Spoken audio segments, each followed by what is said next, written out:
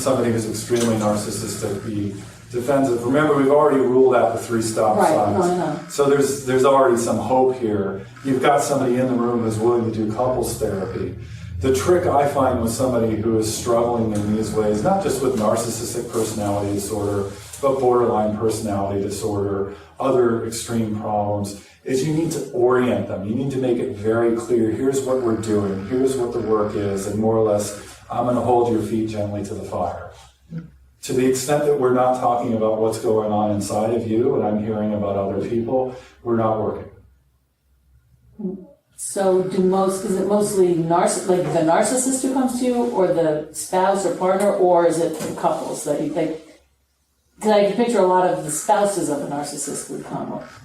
The question is it mostly narcissists, people with NPD in my practice, or spouses or partners? And the answer is both.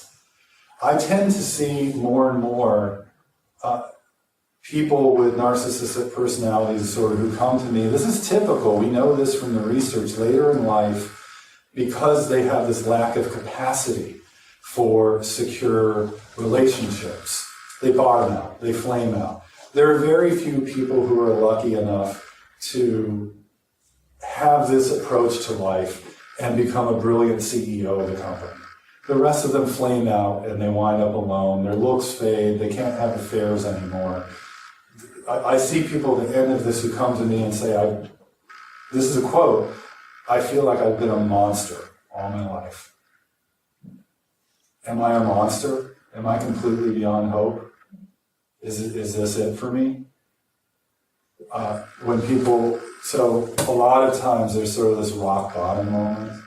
But I see people in between who are coming to some awareness, something's wrong with my life, and they come in for career coaching. They come in for something that's a little bit more acceptable to them. And we wind up talking about how isolated they are and how they really don't feel close to anybody, how they worry about failing constantly. And then the rest of my practice, yes, I see a lot of people who come to me to consult, to get my guidance on should I leave. And that's what I wanted to make really easy, because it's really not hard. Nobody should struggle for years with this. If you see those signs of danger, it doesn't matter what causes it. I want that to be a clear and stark line. If you see that with empathy prompts, you're not getting any sign of softening, that's a terrible sign.